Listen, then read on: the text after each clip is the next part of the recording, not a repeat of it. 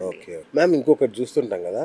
హ్మ్. అరే! ఆ బిల్డింగ్‌లోకి వెళ్ళొద్దురా అది ఒక బ్యాడ్ బిల్డింగ్. దానిలోకి ఏది పోయినా సక్సెస్ కాదు. రైట్. ఇంకో బిల్డింగ్‌లోనో అన్నీ సక్సెస్ అవుతుంటాయి. హ్మ్. సో, అంటే ఏంటి మేడం? అంటే అందులో ఉండే ఎనర్జీ ఏమన్నా పాడైపోయిందా?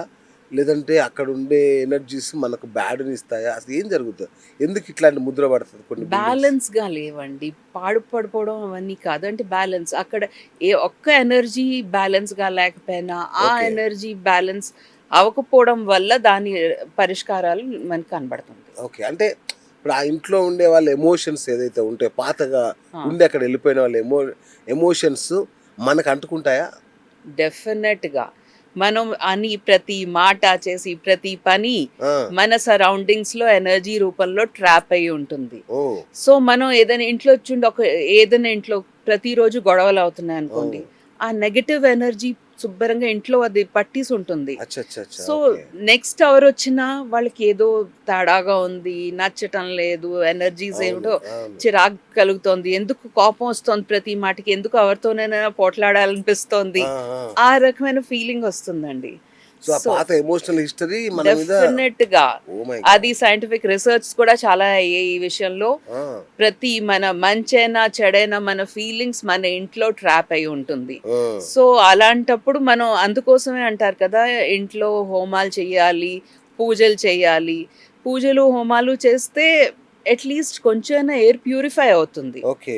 అది మంచిదేను. అని ఒకటండి నేను నా వ్యూవర్స్‌కి ఒకటి చెప్పాలి. ఇంట్లో at least once in a month Sundarakanda చేసుకుంటే కొంచెం రకమైన అంటే వాస్తు ఇంబాలెన్సెస్ ఏదన్నా ఒక రకంగా ఓహ్! కొంచెం సెటిల్ అవుతుంది. అచ్చచ్చా! అంటే అది రెమెడీ కాదు వాస్తు కరెక్ట్. ప్రాబ్లమ్స్‌కి. కరెక్టే. ఆ! కానీ బట్ చేసుకుంటే ఒక రకమైన మంచిది. ప్రశాంతి మంచిది. ఉంటుంది.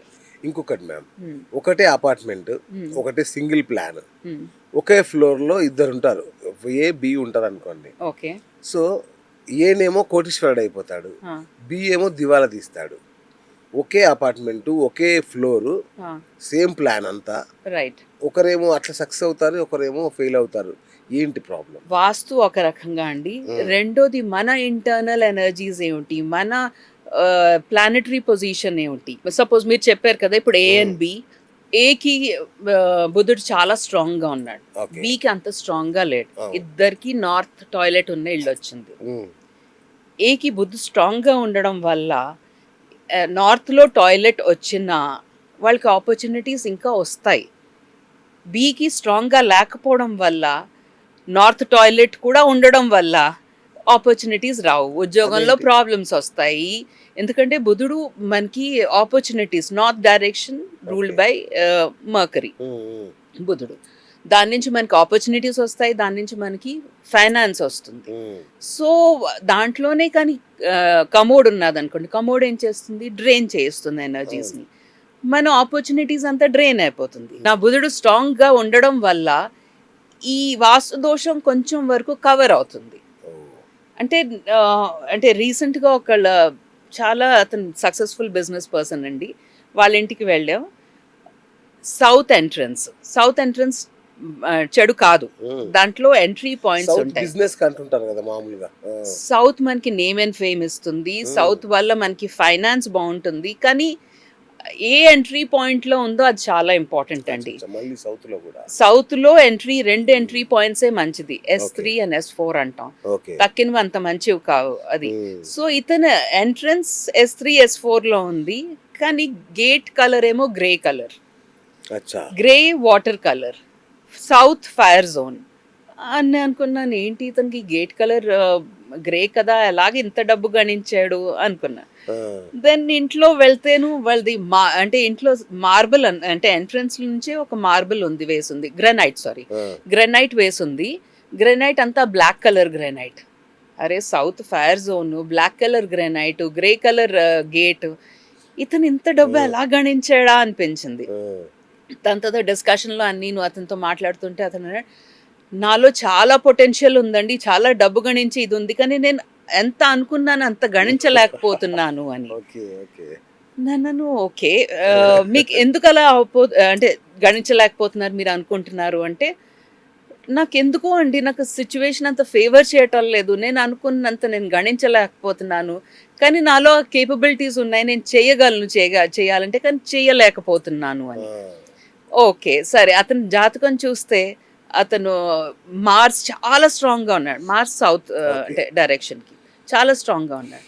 దానివల్ల అతను గణిస్తున్నాడు. కానీ ఇక్కడ grey colour gate, black colour granite వల్ల అతనికి కొంచెం డౌన్ ఫాల్ వస్తుంది. అంటే అచ్చచ్చచ్చ! ఆ లెవెల్‌లో వెళ్ళలేకపోతున్నాడు. ఓకే. ఎంత అతను చేయగలడో. అబ్బా! సో ఇది చాలా కలర్స్ ఓహ్! చాలా ఎఫెక్ట్ అవుతుంది. చిన్న చిన్న విషయాల్లో వాస్తు ఎంత డిఫరెన్స్ తీసుకొస్తుందో ఇవి చూస్తే అనిపిస్తుంది. ఆ! అమ్మా! మై ఎంత గాడ్! ఉందా ఆ! అని. మ్యామ్ అట్లాగే క్లటర్ ఉంటుంది గదా! అది గూడా ఎనర్జీస్‌ని డ్రైన్ చేస్తదా? అంటే మన ఇళ్ళల్లో ఉండేది గాని. క్లటర్ ఎనర్జీస్‌ని ట్రాప్ చేయిస్తుంది. క్లటర్ అంటే ఏంటి? చెత్త. అవును. మనం ఎక్కడ అవును. చాలా మంది బట్టలని కుప్పల్లా అవును. పెట్టేస్తారు. అవును. అలాంటివన్నీ ఉంటే అక్కడ ఎనర్జీస్ ట్రాప్ అయిపోతుంది. సపోజ్ పాజిటివ్ జోన్‌లో సౌత్ ఈస్ట్‌లో బెడ్‌రూమ్ ఉందనుకోండి. ఎగ్జాంపుల్ ఇస్తున్నాను. సౌత్ ఈస్ట్ మనకి ఫైనాన్స్ జోన్ అది. హ్మ్. దాంట్లో వాళ్ళు అంతా ఎక్కడ లేని చెత్త, చెదారం అంతా నింపి పెట్టారు. అవును. అప్పుడేమవుతుంది? అక్కడ పాజిటివ్ ఎనర్జీస్ బయటికి రాలేదు. అది ట్రాప్ అయిపోతుంది ఆ చెత్త చెదారంలో. ఓకే. ఓకే. ఆ! సో, దాని నుంచి వాళ్ళు ఎంత అంటే వాళ్ళకి ఫైనాన్స్ బ్లాక్ వస్తుంది. వాళ్ళు ప్రాపర్‌గా గణించలేకపోతారు. ఈ ప్రాబ్లమ్స్ అన్నీ రావడానికి ఛాన్సెస్ ఉన్నాయి. ఓకే. అందుకోసం ఎప్పుడూ ఇంటిని ఓవర్ స్టఫ్ చేయకూడదు. ఫర్నిచర్ షోరూమ్ చేయొద్దు ఇంటిని. ఓకే. ఓకే. తక్కువ అంటే ఎంత వరకు అవసరం ఉందో అంతే అంతవరకే ఉండాలి. ఫర్నిచర్ ఉంచి, సూపర్. ఎక్కడ అనవసరమైన క్లటర్ ఉంచకూడదండి. హ్మ్. ఎంత క్లటర్ ఉంటే అంత ఇంటికి మంచిది కాదు. మంచిది ఎనర్జీ కాదు. ఫ్లో ప్రాపర్‌గా ఉండదు. ఓహ్! అందుకోసం ఎక్కువ క్లటర్ లేకుండా ఇల్లు ప్రతి టైంకి క్లీన్ చేసుకుంటూ, చాలా చాలా తక్కువ ఫర్నిచర్ ఉంచుకుంటే, అంటే హ్మ్. ఎంత మనకు అవసరమో అంతే ఫర్నిచర్ ఉంచుకుంటే, అది డెఫినిట్‌గా ఇంటి ఎనర్జీస్‌కి చాలా మంచిది. ఈ మధ్య ఎంప్లాయీస్‌లో గాని, ఐటీ ఎంప్లాయీస్ కానీ హ్మ్. విపరీతమైన స్ట్రెస్‌లో ఉన్నారు. హ్మ్. ఆఫ్ కోర్స్ వాళ్ళు ఎప్పుడు ఉంటారు గానీ, ఈ మధ్య ఇంకా తెలుసు రీజన్స్ మీకు గూడా తెలుసు. హ్మ్. విపరీతమైన స్ట్రెస్ లెవెల్స్‌తో ఇబ్బంది పడుతున్నారు. హ్మ్. అంటే ఏమన్నా ఎనర్జీ బ్యాలెన్స్ చేస్తే ఇంట్లో ఈ స్ట్రెస్ లెవెల్స్ తగ్గే అవకాశం ఏమైనా ఉంటదా అండి? డెఫినిట్‌గా అండి. అవునా? నార్మలీ వాస్తు పురుషుడు బ్రెయిన్ నార్త్ ఈస్ట్‌లో ఉందంట. ఓకే. సో, మనకి మెంటల్ డిస్టర్బెన్స్ అయినా, స్ట్రెస్ అయినా, ఏదైనా సౌత్ మెంటల్ డిస్టర్బెన్స్ అయినా, స్ట్రెస్ అయినా ఏదైనా నార్త్ ఈస్ట్ నుంచే వస్తుంది. ఓకే. నార్త్ ఈస్ట్‌లో హెవీ ఫర్నిచర్ పెట్టారనుకోండి, హ్మ్. డెఫినెట్‌లీ స్ట్రెస్ లెవెల్స్ ఇంక్రీజ్ అవుతుంది. వాళ్ళకి అవును. క్లారిటీ ఆఫ్ థాట్స్ రావు. వాళ్ళు ప్రాపర్‌గా ఒక అంటే ఏదైనా డెసిషన్ మేక్ చేయలేరు. హ్మ్. ఇలాంటి ప్రాబ్లమ్స్ అన్నీ వస్తాయి. ఓకే. అందుకోసం నార్త్ ఈస్ట్‌ని ఎంత లైట్‌గా ఉంచితే అంత మంచిది. నార్త్ ఈస్ట్‌లో రెడ్, ఇంకా ఆరెంజ్, పింక్ కలర్స్ లాంటి కలర్స్ యూజ్ చేయకూడదు. అది హ్మ్. కూడా స్ట్రెస్‌కి రీజన్ అవుతుంది. ఒక చిన్న ఎగ్జాంపుల్ చెప్తానండి. Okay. Just few months back ఒక యూఎస్ కేస్ వచ్చింది. హ్మ్. వాళ్ళకి నార్త్ ఈస్ట్‌లో కిచెన్ ఉంది. ఓకే. యూజువల్లీ యూఎస్‌లో అదే ప్రాబ్లమ్ అండి. ఆ! నార్త్ సైడ్ కిచెన్ ఇస్తారు. ఓకే. నేను తర్వాత ఎక్స్‌ప్లెయిన్ చేస్తాను దాని ప్రాబ్లమ్స్ ఏమొస్తాయో. ఆ! నార్త్ ఈస్ట్‌లో కిచెన్ ఉంది. కిచెన్ ఏమిటి? Fire zone. హ్మ్. నార్త్ ఈస్ట్ ఏంటి? Water zone. సో, మన బుర్ర మీద అగ్ని పెడితే ఎంత అంటే ఏ రకమైన అంతే గదండీ. టెన్షన్ అవును. ఏ రకమైన ప్రాబ్లమ్స్ వస్తాయో, అలాంటి ప్రాబ్లమ్స్ ఆ ఇంట్లో ఉన్నవాళ్ళు ఫేస్ చేస్తున్నారు. యాహ్! అతనికి ఎంత మెంటల్ టెన్షన్ అయిపోయిందంటే, ఇంక నేను జాబ్ వద్దు, నేను చెయ్యలేను అన్న పరిస్థితొచ్చింది. ఆ! అప్పుడు వాళ్ళు నా దగ్గరొచ్చారు. వాళ్ళకి నార్త్ ఈస్ట్ కిచెన్ అయితే మార్చలేము. కానీ రెమెడియల్ పరంగా వాళ్ళకి కొంచెం తశ్శాంతి చేయడం అయింది. హ్మ్. దాని నుంచి ఫీడ్‌బ్యాక్ వచ్చింది. మొన్ననే వచ్చిందేంటంటే, కొంచెం అంటే నైస్. బెటర్‌గా ఫీల్ అవుతున్నారు అని. సూపర్.